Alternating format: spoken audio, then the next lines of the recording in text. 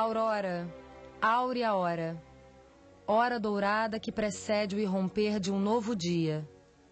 Essa imagem, sempre reveladora, marca com certo assombro a própria espera de um novo tempo. Músicos, escritores, pintores e filósofos do século XIX defrontaram especialmente com essa imagem, misteriosa e reticente, que traduz a força da experiência histórica. Se a pintura, na fulguração de luzes e cores, nos revela esse sinal, a música nos defronta com a temporalidade, com a experiência do porvir, e a própria história nos dá conta de que os horizontes estão sempre em transformação. O Brasil viveu a seu modo esse tempo de anúncios históricos, tempo de crepúsculos e auroras. A monarquia, gradualmente, perdia forças na segunda metade do século XIX, e o regime se mantinha em grande parte pela figura do imperador Dom Pedro II. Prenunciava-se a República, embora muitos considerassem improvável a sua chegada. Em 1888, cumpriu-se a alvorada da abolição da escravatura e o país lançava-se a novos desafios e impasses. A República surge meio de improviso, resultado da ação de lideranças militares pautadas na filosofia positivista de Augusto Comte, que via na ditadura republicana a melhor forma de governo, a salvação nacional exercida no interesse do povo e de setores da elite burguesa do país, principalmente da oligarquia cafeeira de São Paulo, organizada politicamente em torno do Partido Republicano Paulista. O período republicano entre 1889 e o fim daquele século foi marcado por grandes incertezas e conflitos que colocavam em xeque a sua consolidação. A busca da afirmação do novo regime torna instável o início da Primeira República, sacudida por forças contrárias e pela anteposição de diferentes correntes republicanas, o que não lhe dava um sentido e uma direção clara. Foi então, em seus primeiros anos, muito mais o fim de um regime secular do que propriamente a afirmação de outro. O positivismo francês, que flamulava nas academias militares, era a principal referência do regime. O federalismo, aos poucos, dava nova feição política ao país. No lugar das antigas províncias, os estados da federação. Essa nova condição fortalece a posição do regime e cria suas novas bases de sustentação. A influência positivista tornou-se visível nos símbolos pátrios. A bandeira evoca a ordem e o progresso como base e finalidade, deixando de lado o terceiro termo da proposta positivista, o amor como princípio. Outra evocação de influência francesa é a escolha da figura da mulher como símbolo da República. Tal como Marianne, que conduzia o povo e tornou-se ícone da Revolução Francesa, e assim como a imagem da liberdade foi presenteada pelos franceses aos Estados Unidos, a mulher torna-se alegoria da República no Brasil. Se com o tempo a alegoria da mulher deixa de ser o símbolo republicano, na sociedade burguesa ela aparece como símbolo de juventude, moda e comportamento, conservando a função de esposa e formadora de grandes homens. No ambiente mais favorecido das cidades, as elites afirmam sua ascensão no tempo da Belle Époque, e um certo ar de descompromisso traduz um novo glamour da vida moderna e o que ela começa a proporcionar. Novos gostos, hábitos e modas definiam uma nova cultura do país, tomada de empréstimo da aristocracia estrangeira. Essa estética e ideal de vida se afirma também nas cidades, e no Rio de Janeiro, então capital federal, ela produz seu maior modelo com a abertura da Avenida Central no início do século XX. A Belle Époque no país caracterizou-se pela afirmação do liberalismo republicano. Os costumes se transformavam em sintonia com valores internacionais, e um abismo se criava entre as elites e o povo. A euforia da fantasia urbana das elites só demonstrava à época o desconhecimento por parte do Brasil do litoral e da capital de um outro Brasil, à sombra e à margem deste, mas que começava a tornar-se visível.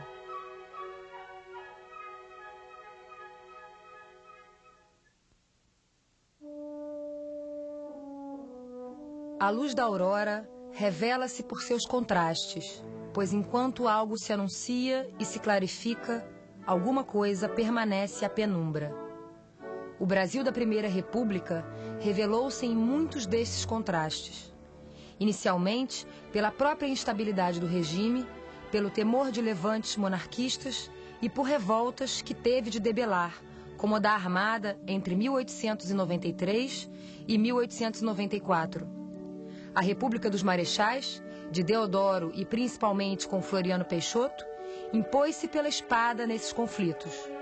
Mas a revelação maior do contraste de dois Brasis estava guardada para o governo de Prudente de Moraes, quando ocorre a campanha de Canudos.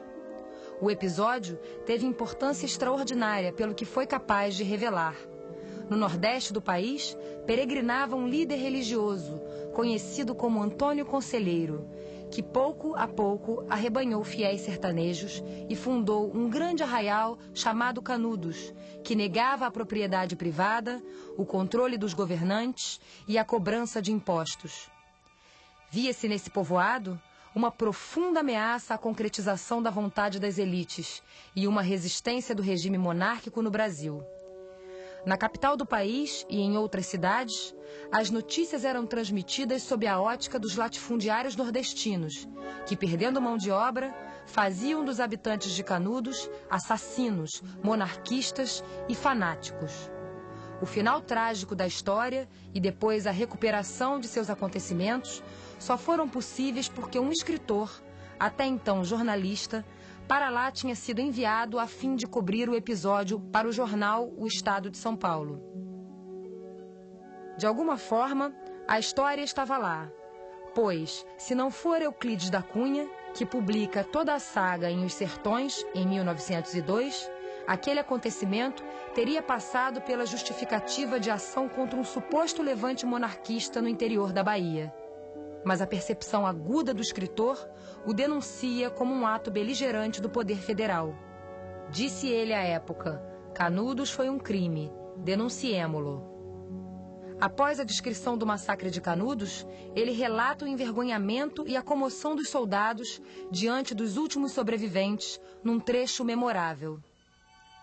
Nenhum rosto viril, nenhum braço capaz de suspender uma arma, nenhum peito resfolegante de campeador domado. Mulheres, sem número de mulheres, velhas espectrais, moças envelhecidas, velhas e moças indistintas na mesma fealdade, escaveiradas e sujas, filhos escanchados nos quadris desnalgados, filhos encarapitados às costas, filhos suspensos aos peitos murchos, filhos arrastados pelos braços, passando. Crianças, sem número de crianças. Velhos, sem número de velhos. Raros homens, enfermos opilados, faces tímidas e mortas, de cera. O episódio despertou em Euclides a percepção de dois Brasis separados não pela distância, mas por 3 séculos. O Brasil dos sertões e o Brasil do litoral das capitais. A constatação do autor não se restringe a seu tempo. 2 Brasis permanecem e se desdobram aos dias de hoje.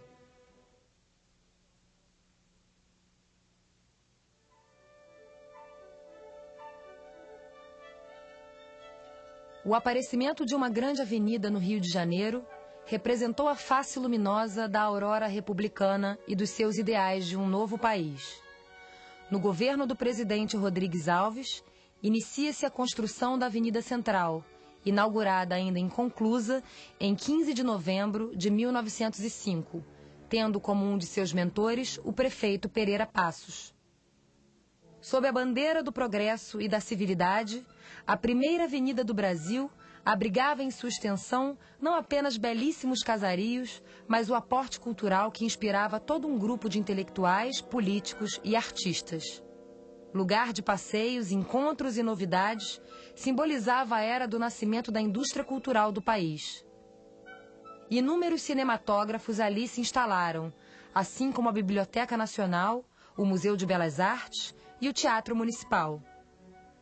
É no cenário da avenida que também transcorrem as crônicas de Machado de Assis, Arthur Azevedo, Olavo Bilac e João do Rio, assim como a música de Ernesto Nazaré e Alberto Nepomuceno. A avenida simbolizava um futuro que se pretendia próspero e um presente que se queria fazer notar no cenário urbano internacional, onde as classes ascendentes admiravam uma cidade que se renovava.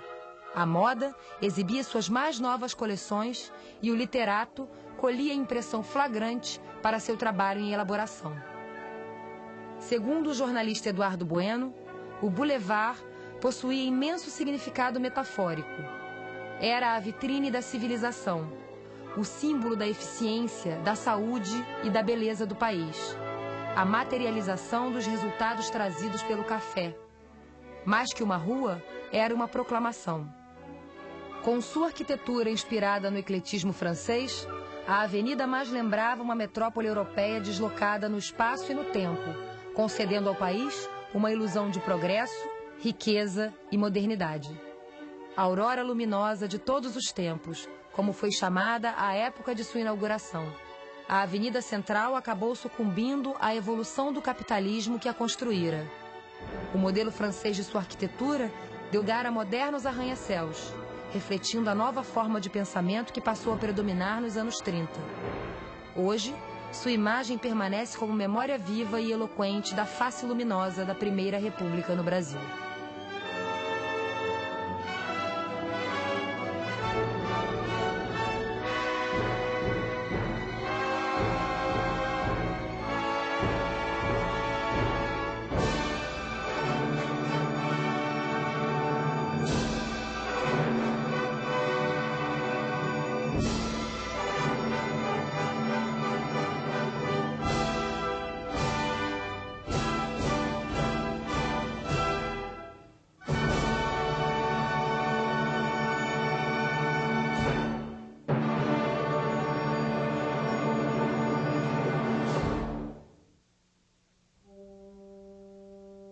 O cearense Alberto Nepomuceno foi um compositor consciente das transformações por que passava a música do seu tempo, além de ser revolucionário para sua época.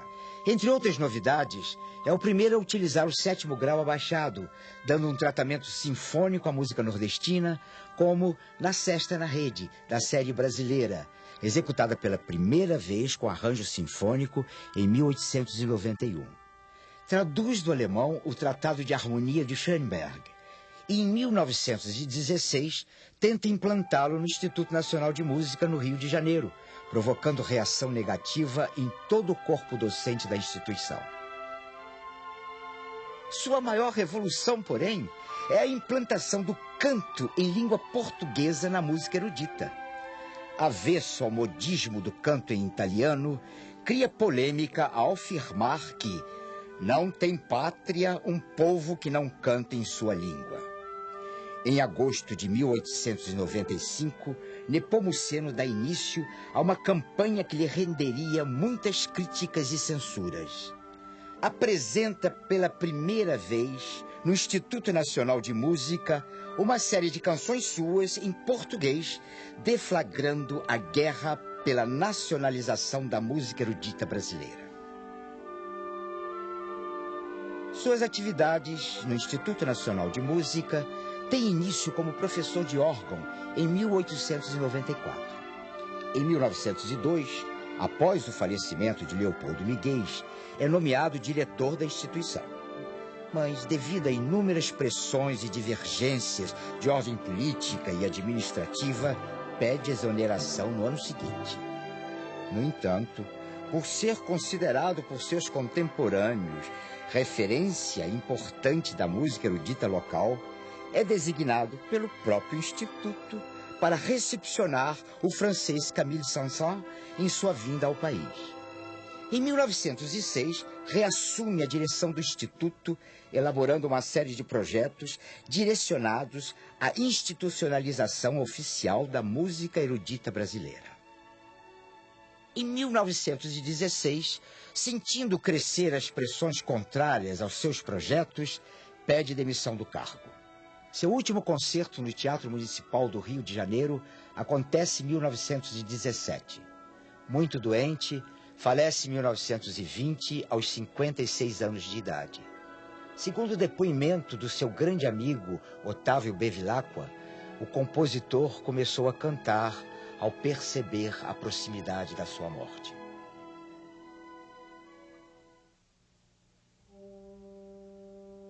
O cearense Alberto Nepomuceno foi um compositor consciente das transformações por que passava a música do seu tempo, além de ser revolucionário para a sua época.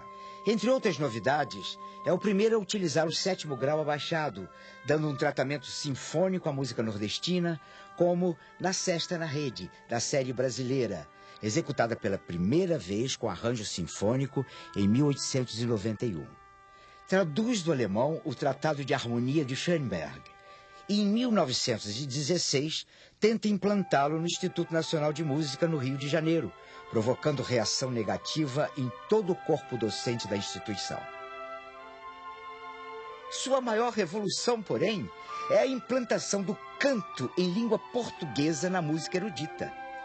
Avesso ao modismo do canto em italiano, cria polêmica ao afirmar que não tem pátria um povo que não canta em sua língua. Em agosto de 1895, Nepomuceno dá início a uma campanha que lhe renderia muitas críticas e censuras. Apresenta pela primeira vez, no Instituto Nacional de Música, uma série de canções suas em português, deflagrando a guerra pela nacionalização da música erudita brasileira. Suas atividades no Instituto Nacional de Música têm início como professor de órgão em 1894. Em 1902, após o falecimento de Leopoldo Miguel, é nomeado diretor da instituição. Mas, devido a inúmeras pressões e divergências de ordem política e administrativa, pede exoneração no ano seguinte. No entanto, por ser considerado por seus contemporâneos referência importante da música erudita local, é designado pelo próprio Instituto para recepcionar o francês Camille Saint-Saëns em sua vinda ao país. Em 1906, reassume a direção do Instituto, elaborando uma série de projetos direcionados à institucionalização oficial da música erudita brasileira. Em 1916, sentindo crescer as pressões contrárias aos seus projetos, pede demissão do cargo. Seu último concerto no Teatro Municipal do Rio de Janeiro acontece em 1917. Muito doente, falece em 1920, aos 56 anos de idade. Segundo o depoimento do seu grande amigo Otávio Bevilacqua, o compositor começou a cantar ao perceber a proximidade da sua morte.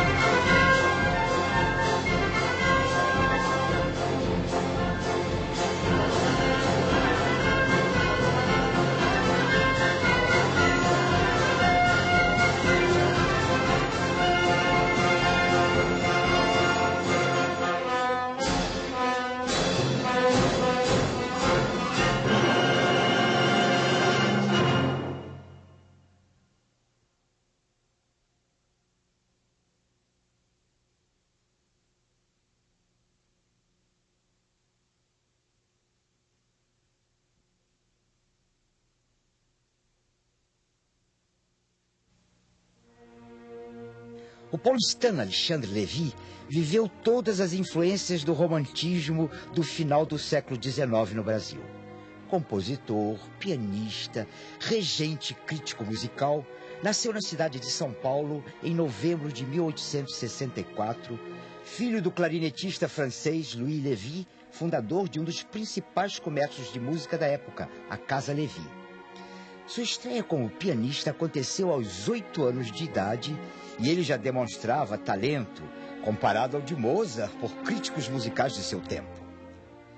Devido à frequência da Casa Lévy e à popularidade de seu pai, tem contato direto com quase todos os importantes músicos paulistas, além de outros que se apresentam naquela cidade. A partir de 1880, várias obras suas compostas para piano são editadas na Europa. Em 1883, torna-se diretor de concertos do Clube Haydn, importante sociedade paulista da época, onde em 1885 atua como regente pela primeira vez. A cultura francesa e a música do alemão Robert Schumann têm grande influência em sua forma de compor, o que não impede de utilizar temas étnicos ou populares em suas músicas. Na segunda década do século XX, Mário de Andrade classifica Lévy como um compositor nacionalista, mais próximo pelas características musicais a Carlos Gomes e Alberto Nepomuceno, que, segundo o crítico, estavam muito presos aos padrões europeus. Hoje, com a possibilidade de um maior distanciamento crítico, Alexandre Lévy, ao contrário, é comparado a Leopoldo Miguez por incorporar em suas obras, mais que as influências brasileiras, a estética da música romântica alemã do século XIX, como é o caso do poema sinfônico Werther, de 1888. Werther, repleto de lirismo, é inspirado na obra de Goethe, Os Sofrimentos do Jovem Werther, de 1774.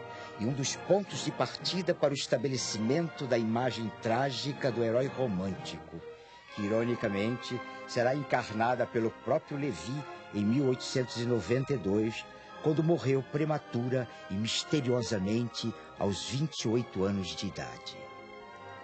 Antônio Carlos Gomes, consternado com a morte de Lévy, escreveu: alma ardente de artista genial, desapareceste tão cedo, vestindo assim de profundo luto a arte nacional.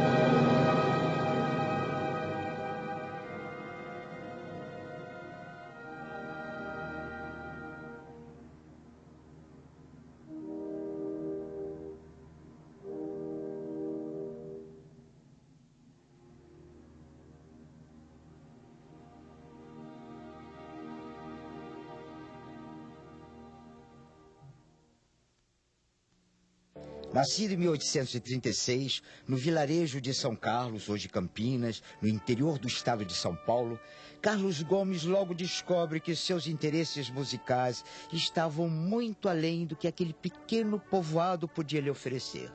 Com 16 anos, parte para a capital e passa a conviver com os alunos da Faculdade de Direito, sendo logo reconhecido pelas composições do hino A Mocidade Acadêmica e da modinha Quem Sabe, Tão Longe de Mim Distante. Mas mesmo São Paulo, a cidade grande, com toda a sua agitação artístico-cultural, ainda era pequena para Gomes. Depois de regressar a Campinas, arruma novamente suas malas, briga com o pai, que não quer vê-lo na corte, e parte para a capital do Império, onde matricula-se imediatamente no Imperial Conservatório de Música do Rio de Janeiro, criado por Dom Pedro II em 1847. Neste período, surge o movimento da Ópera Nacional, inspirado pelo romantismo europeu, e que recomendava o uso do idioma pátrio na música cantada e de assuntos históricos relativos ao Brasil, incluindo-se aí temas indianistas e anti-escravistas. Gomes torna-se um ativista deste movimento de vanguarda e compõe suas duas primeiras óperas, A Noite do Castelo, 1861, e Joana de Flandres, 1863.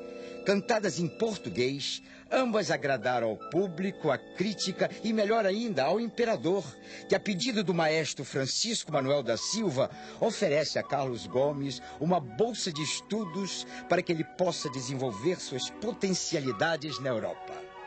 Na Itália, o compositor brasileiro inicia sua carreira de sucessos em março de 1870, com a estreia da ópera Il Guarani, no Teatro alla Scala de Milão, baseado no romance de José de Alencar.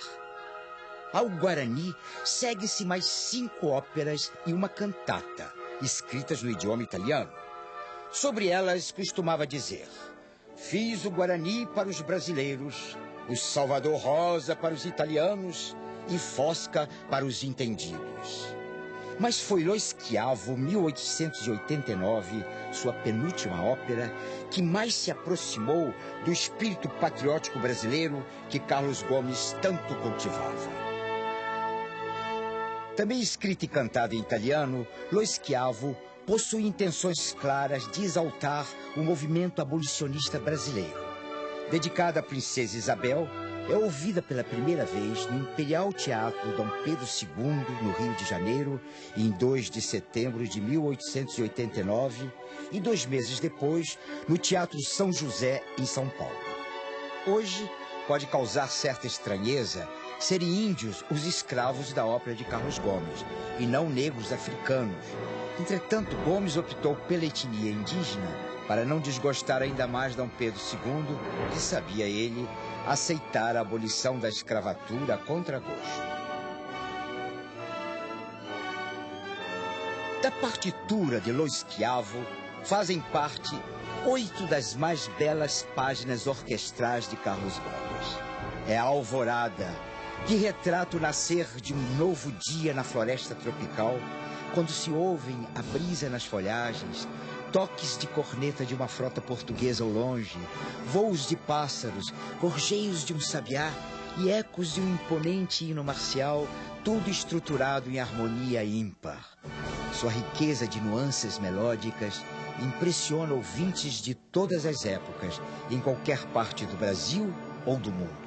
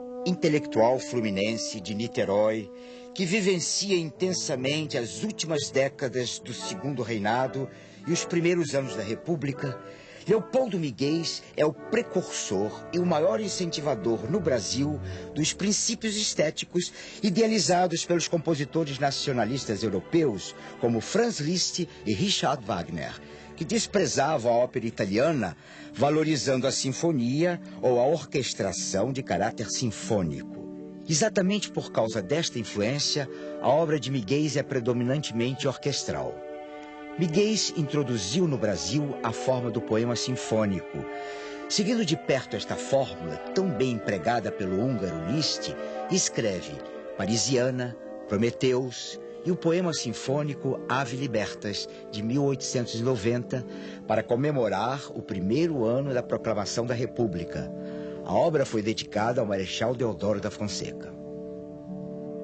Ao contrário de Carlos Gomes, Leopoldo Miguel aceita o convite do Marechal Deodoro para compor a música do hino à proclamação da República, com poema de José Joaquim de Medeiros e Albuquerque, em que se destaca o refrão: liberdade, liberdade, abra as asas sobre nós, das lutas na tempestade, dá que ouçamos tua voz.